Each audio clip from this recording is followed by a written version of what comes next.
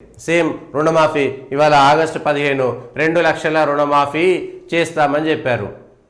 36,000 కోట్ల రూపాయలు 31,000 కోట్ల రూపాయలు ఏది పిఎం కిసాన్ సంబంధించినటువంటి నిబంధనల ప్రకారం ఇస్తేనే 31,000 కోట్ల రూపాయల ఖర్చు అవసరమవుతుందని చెప్పినటువంటి సర్కారు 2 విడతలుగా ఇచ్చినటువంటి రుణమాఫీలో కేవలం 12,000 కోట్ల రూపాయలు మాత్రమే ఖర్చు పెట్టి, అది కూడా రైతు బంధు ఇవ్వలేదు. రైతు భరోసా, రైతు బంధు అంటే గత సర్కారు ఇచ్చినట్టుగా, అంతకుముందు కేసీఆర్ సర్కారు ఇచ్చినట్టుగా రైతు బంధు ఇవ్వాలి. ఇది 5,000 రూపాయల లెక్కన అట్లయినా ఇవ్వాలి. వీళ్ళు చెప్పినటువంటి రైతు భరోసా ఇంకో 2,000 ఎంతో పెంచుతామని, ఎకరానికి 7,500 ఇస్తామని, ఇంకేదో చెప్తామనేటువంటి, ఏడాదికి 10,000 అయితే మేము 15,000 ఇస్తామనేటువంటి ఒక మాట చెప్పారు కదా. ఆ పెంచినటువంటి ప్రకారమైనా సరే తెలంగాణలో ఎన్ని వేల కోట్ల రూపాయలు అవసరం ఉంటుంది? అంతకుముందే 17,000 కోట్ల రూపాయలు అవసరం ఉంది. రైతు బంధు లెక్క ప్రకారమే, రైతు బంధు లెక్కల ప్రకారమే 17,000 కోట్లు. ఇవాళ రుణమాఫీ ఇచ్చింది ఎంత? 12,000 కోట్లు. అంటే రైతు బంధు ఇచ్చి ఉంటే రుణమాఫీ జరగకపోయేది కదా. ఇప్పుడు రైతు బంధు ఎప్పుడు ఇస్తారు? ఏ డేట్ కల్లా ఇస్తారు? ఎప్పటికల్లా ఇస్తారు? రైతు బంధు ఎప్పటికల్లా ఇస్తారు. ఇప్పుడు రుణమాఫీ జరగనటువంటి వాళ్ళు రైతు బంధు వస్తుందనేటువంటి ఎదురుచూపు. 2 మీరే చెప్పారు. కాంగ్రెస్ సర్కారు రైతు బంధు ఇస్తా అన్నది, రుణమాఫీ ఇస్తా అన్నది. 2 ఇవ్వాలి కదా. రైతు బంధుకి ఎందుకు ఆపేసింది? రాష్ట్ర సర్కారు ఈ విషయం పైన సమాధానం చెప్పాలి. ప్రభుత్వం పైన బాధ్యత ఉన్నది. ఈ సర్కారు ఎప్పటికల్లా మేము రైతు బంధు ఇస్తాం, ఎప్పటికల్లా మేము రైతు భరోసా అమలు చేస్తాం. గత సర్కారు ఇచ్చినట్టుగా రైతు బంధు ఇస్తారా, లేకపోతే రైతు భరోసా ఇస్తారా, లేకపోతే ఈ భరోసా లేని బంద్ అయిపోతుందా? ఇదంతా కూడా ఆ విషయం పైన క్లారిటీ చెప్పాలి రైతులకు. ప్లస్ ఇచ్చిన దాంట్లో కూడా చాలా మటుకు ఇప్పటి వరకు 2 విడతల్లో ఇచ్చిన దాంట్లో 40% మంది రైతులకు అనేకమైనటువంటి మెలికలు పెట్టి వాళ్ళ అకౌంట్లలోకి చేరలేదు. ప్లస్ ఇప్పుడు 2 లక్షల వరకు ఇచ్చేటువంటి రుణమాఫీ కావాలంటే ఆ 12,000 కోట్లు పోతే మిగిలినటువంటి 31,000 కోట్లలో ఈ 19,000 కోట్ల రూపాయలు ఇప్పుడు కేటాయించారా? అంత మేరకు వస్తుందా? మొత్తం కలిపి 26,000 కోట్లతోటే మాఫీ ప్రక్రియ పూర్తి చేసేటువంటి ప్రయత్నం అంట. 26,000 కోట్ల రూపాయలు కూడా చేస్తారా చెయ్యరా అనేటువంటి దానిపైన క్లారిటీ లేదు. సో రైతు బంధు ఎగ్గొట్టి రుణమాఫీ చేస్తున్నారనేటువంటిది కాంగ్రెస్ ప్రభుత్వం పైన ఉన్నటువంటి అభియోగం. దానిపైన ఆ ప్రభుత్వం సమాధానం చెప్పాలి. ప్రభుత్వంలో ఉన్నటువంటి పెద్దలు సమాధానం చెప్పాలి. ఎప్పటికల్లా రైతు బంధు ఈ రుణమాఫీ ఇస్తూ ఏం చెప్పారంటే రైతు బంధు ఇవ్వట్లేదనేటువంటి పేరు పోతుంది కాబట్టి ఇగో మేము రైతు బంధు మేము ముందుగా నుంచి చెప్తున్నాం, ఎవరికి పడితే వాళ్ళకు గుట్టలకు చెట్లకు ఆ చెట్లకు పుట్టలకు అన్నిటికీ ఇచ్చిరు కాబట్టి ఎవరెవరికి ఇవ్వాలని రైతుల ద్వారానే మేము అభిప్రాయ సేకరణ చేస్తున్నాం అనేటువంటి ఒక కొత్త కథ అల్లింది సర్కారు. ఎన్ని రోజులు చేస్తారు ఇవన్నీ? వ్యవసాయ శాఖ దగ్గర వివరాలు లేవా? బ్యాంకుల దగ్గర వివరాలు లేవా? రెవెన్యూ శాఖ దగ్గర వివరాలు లేవా? వ్యవసాయ యోగ్యమైనటువంటి ఎంత, వ్యవసాయ యోగ్యం కానిటువంటిది ఎంత? ఇప్పుడు వ్యవసాయ భూమి ఉంటుంది, ఒక రైతు తను ఈసారి వ్యవసాయం చేయట్లేదు, 10 ఎకరాల భూమి ఉంటుంది, 5 ఎకరాలే వ్యవసాయం చేస్తాడు. ఇప్పుడు కరువులాగా వచ్చేసింది, వానలు సరిగ్గా పడలేదు, వ్యవసాయం చేయడు. ఏది ప్రాతిపదికన తీసుకుంటారు? వ్యవసాయ యోగ్యమైనటువంటి భూమిని ప్రాతిపదికన తీసుకుంటారా, లేకపోతే ఈసారి ఎంత వ్యవసాయం చేస్తున్నారనేటువంటిది ప్రాతిపదికన తీసుకుంటారా? రైతు బంధుకి ఒక 20 ఎకరాల రైతు ఉన్నాడు, 20 ఎకరాలు వ్యవసాయం చేయడానికి అనుకూలంగా ఉన్నటువంటిదే. అందులో ఒక్క గుంట కూడా పోరంబొక్కు కానీ లేకపోతే కంచె కానీ చెలక ఇంకా వేరే ఏంటంటే వ్యవసాయం చేయకుండా ఉన్నటువంటి రాళ్ళలో గుట్టలో పుట్టలో ఏమీ లేనటువంటి భూమి, అచ్చంగా 20 ఎకరాలు వ్యవసాయానికి ప్రతి ఇంచు కూడా ఉపయోగపడేటువంటి భూమి ఉంటుంది. కానీ ఆయన 20 ఎకరాలు వ్యవసాయం చేయడు. ఒక ఏదో పెట్టుబడి సాయం లేకనో, ఇంకో అవసరం లేకనో, లేకపోతే కూలీలు దొరకనో, ఏదో ఒక కారణం చేత ఆ రైతు 10 ఎకరాలు మాత్రమే వ్యవసాయం చేసిండు అనుకోండి. ఇప్పుడు రైతు బంధు 10 ఎకరాలకు ఇస్తారా, లేకపోతే 20 ఎకరాలను కన్సిడర్ చేస్తారా? ఏ విధంగా వీళ్ళు చేస్తారు? ఇట్లా రైతు బంధు రైతు భరోసా ఇవ్వకుండా ఇబ్బడి ముబ్బడిగా కాంగ్రెస్ పార్టీకి సంబంధించినటువంటి మేనిఫెస్టో ప్రజలందరి చేతుల్లో ఉన్నది. గ్రామాలకు పోతే వాళ్ళ కొత్తగా వచ్చింది, 9 నెలలు అయింది, ఇప్పటికే వ్యతిరేకత మొదలైంది. ఇంకా జనువులకు వెళ్తా కొద్దీ ఏడాది 2 ఏళ్ళు అయింది అనుకోండి, ఇక మీరు ఇస్తా అన్నారు రైతు మహిళలకు ఇవ్వాల్సినటువంటి డబ్బులు ఏమైనాయి? పెన్షన్ పెంచుతామన్నటువంటి డబ్బులు ఏమైపోయినాయి? విద్యార్థులకు ఇద్దామన్నటువంటి స్కూటీలు కానీ 5 లక్షల రూపాయలకు సంబంధించినటువంటి అంశాలు ఏమైపోయినాయి?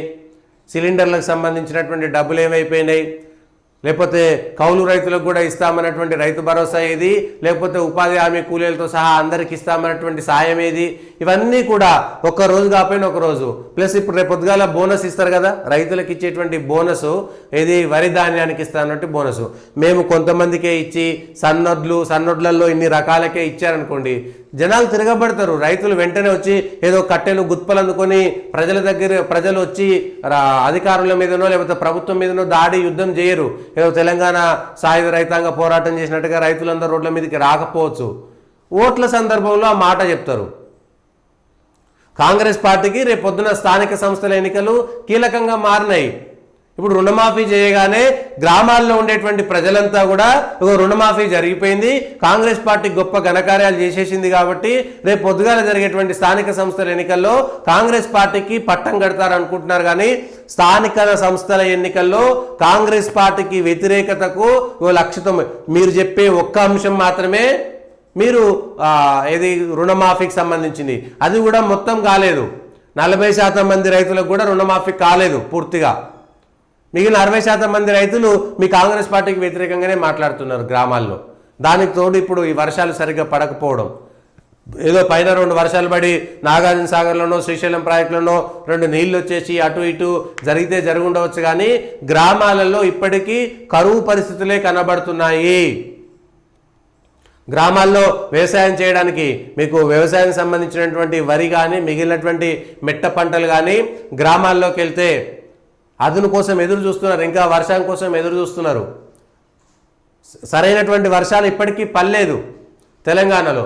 సో మీరు పెట్టేటువంటి స్థానిక సంస్థల ఎన్నికలకి కాంగ్రెస్ పార్టీకి చాలా పెద్ద ఎత్తున గండం ఉందనేటువంటి విషయాన్ని అర్థం చేసుకోవాలి. ఇప్పటికే గ్రామ పంచాయతీలకు రావాల్సినటువంటి నిధులు పోయినసారి కూడా గ్రామాలలో ఎందుకు ఓట్లేదంటే బీఆర్ఎస్ పార్టీ సర్పంచులు కూడా బీఆర్ఎస్ కోటేయలేనటువంటి పరిస్థితి. వాళ్ళు అట్లా ఇష్టం ఉన్నట్టుగా పనులు చేసి ఆ డబ్బులు ఇవ్వలేదు. ఇవాళ కాంగ్రెస్ పార్టీ ఆ భారం మొయ్యాల్సి వస్తుంది. మళ్ళీ వీళ్ళు కాంగ్రెస్ పార్టీ వచ్చిన తర్వాత ఇప్పటిదాకా స్థానిక సంస్థల ఎన్నికలు పెట్టకపోవడంతో గ్రామాలకు రావాల్సినటువంటి డబ్బులు రావట్లేదు, కేంద్రం నుంచి వచ్చేటువంటి నిధులు రావట్లేదు. ఎందుకంటే సర్పంచులు ఉంటేనే లెక్క ప్రకారం కేంద్రం నుంచి నిధులు వస్తాయి. ఇప్పటిదాకా గ్రామాల్లో జరిగే ప్రతి అభివృద్ధి పథకం కూడా కేంద్రం నుంచి వచ్చేటువంటి నిధుల వల్లనే జరిగినాయి. ఇప్పుడు దీంతో తేలిపోయింది, గ్రామాలలో ప్రజలకు అర్థమైపోయింది, అరే గ్రామాలకు సంబంధించినటువంటి పనులు జరగాలంటే బాగా డబ్బులు వచ్చేటువంటి కొంత పట్టణంలాగా మారినటువంటి గ్రామాలు వేరే ఉండొచ్చు, డబ్బులు వస్తుండొచ్చు. లేకపోతే సర్పంచులు అక్కడ ఉండేటువంటి వాళ్ళు ఇబ్బడి ముబ్బడిగా ఇష్టానుసారంగా వెంచర్లకు లేకపోతే ఇండ్లు కట్టుకోవడానికి పర్మిషన్లు ఇచ్చి లక్షలు సంపాదించుకుని ఉండవచ్చు. కానీ గ్రామాలకు రావాల్సినటువంటి డబ్బులు ఇవాళ ఏమీ లేవు. గ్రామాలు 80-90% గ్రామాలు ముఖ్యంగా గ్రామ పంచాయతీలుగా మారినటువంటి చెంచుగూడలో లేకపోతే తండాలో గూడాలో మిగిలినటువంటి గూడాలో చిన్న చిన్న హామ్లెట్ గ్రామాలన్నీ కూడా ఇప్పుడు గ్రామ పంచాయతీలుగా మారిపోయినాయి కదా. ఆ గ్రామ పంచాయతీల పరిస్థితి ఆగమాగం ఉంది. పారిశుద్ధ్యం కూడా లేనటువంటి పరిస్థితి. అక్కడ గ్రామ పంచాయతీలో పనిచేసేటువంటి మిగిలినటువంటి నౌకర్లకు ఎవరికి కూడా అక్కడ జీతం ఇచ్చేటువంటి పరిస్థితి లేదు. ఇవాళ గ్రామాలే పట్టుకోమని చెప్పారు కాబట్టి స్వాతంత్ర దినోత్సవం కాబట్టి ఎన్నికలు సెప్టెంబర్లో, ఆగస్టు, సెప్టెంబరు, అక్టోబరు, దసరా కల్లా ఎన్నికలు స్థానిక సంస్థల ఎన్నికలు పెట్టాలనుకుంటున్నారు కాబట్టి గుదిబండలాగా మారుతున్నాయి కాంగ్రెస్ పార్టీకి. మహిళలకు ఇస్తాము, నెలకింతే ఇస్తామన్నటువంటి పథకం ఏమిటి, ఎన్ని డబ్బులు అవుతాయి, ఎందుకు ఇవ్వట్లేదు మహిళలకి? పెన్షన్లు పెంచుతామన్నారు, ఎంత పెంచుతామన్నారు, ఎందుకు పెంచలేదు? ఇప్పటికీ రైతు భరోసా పెంచిన రైతు భరోసా కౌలు రైతులతో సహా ఉపాధి కూలీలతో సహా ఎందుకు ఇవ్వలేదనేటువంటిది ప్రజలు అడుగుతారు. మొన్న ఒడ్ల కొనుగోళ్లలో బోనస్ ఇస్తామని చెప్పారు, బోనస్ ఇవ్వకుండానే రైతులు అమ్ముకోవాల్సినటువంటి పరిస్థితి. ఎన్ని వేల కోట్ల రూపాయలు ప్రభుత్వానికి మిగిలినాయి. గ్రామాల్లో జరిగేటువంటి ఎన్నికలకి రేపొద్దుగాల కాంగ్రెస్ పార్టీకి ఉన్నటువంటి పెద్ద సమస్యలేవి. అక్కడ ఉన్నటువంటి ఎమ్మెల్యేలు కూడా సమాధానం చెప్పలేరు, గెలిచినటువంటి ఎమ్మెల్యేలు కూడా సమాధానం చెప్పలేరు. కాంగ్రెస్ పార్టీ వచ్చిన తర్వాత తెలంగాణ గ్రామాలకు జరిగినటువంటి గొప్ప అభివృద్ధి ఏమిటి చెప్పడానికి ఏమున్నది? ఈ సర్కారు వచ్చిన తర్వాత కేసీఆర్ సర్కార్ కంటే గొప్పగా చేసినటువంటి పనులేమిటి? ప్రజలకు వచ్చినటువంటి లాభం ఏమిటి?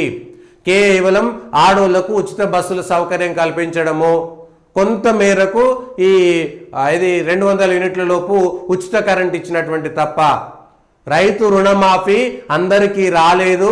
ఎవరైతే ముందుగాల మీరు ఇచ్చినటువంటి హామీ ప్రకారము మాఫీ పొందలేదో వాళ్ళందరూ వ్యతిరేకంగా మాట్లాడడం మొదలు పెట్టేసి ఆల్రెడీ గవర్నమెంట్ టీచర్లు ఉన్నారు, వాళ్ళకి రాలేదు. లేదా గవర్నమెంట్ ఎంప్లాయీస్కి సంబంధించినటువంటి వాళ్ళందరికీ రావాలి, మీరు ఇస్తామన్నారు, ఇవ్వలేదు. వాళ్ళందరూ ఇప్పటికే గ్రామాల్లో వ్యతిరేకంగా వేస్ట్ ఇప్పుడు కాంగ్రెస్ ప్రభుత్వం అనేటువంటి చర్చ మొదలుపెట్టారు. ఎందుకంటే తనకు నొప్పి అవుతుంది కదా, అవతల వాళ్ళకి ఇచ్చి తనకు ఇవ్వలేదు, అరే నేను మంచిగా ఉన్నా అనేటువంటి మాట ఎవరు చెప్పుకోరు.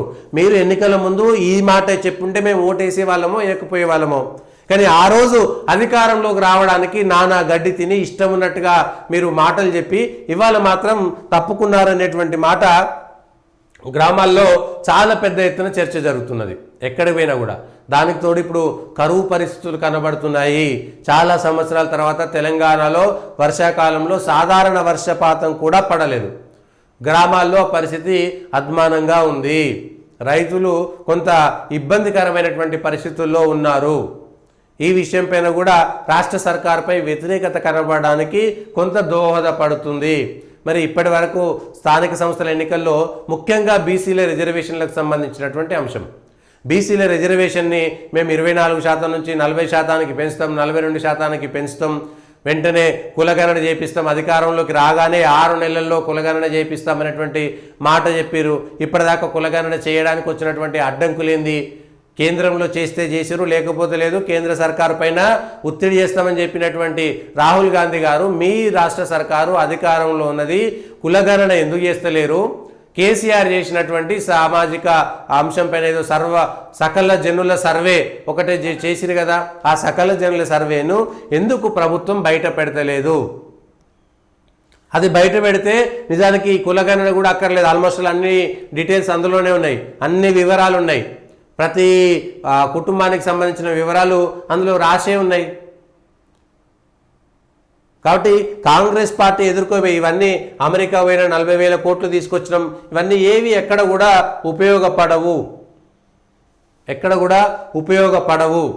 రేపు పొద్దుగాల గ్రామ పంచాయతీల ఎన్నికల్లో కనుక వ్యతిరేకత కనబడితే అధికార పార్టీకి కొంతమేర లాభం ఉంటుంది, అధికార పార్టీ వైపు కొంత మొగ్గు చూపుతారు. కానీ ఈ వ్యతిరేకత గూడు కట్టుకున్నటువంటి వ్యతిరేకత రేపు పొద్దుగాల కాంగ్రెస్ పార్టీకి శరాఘాతంగా మారుతుందనేటువంటి విషయాన్ని చెప్పాలి.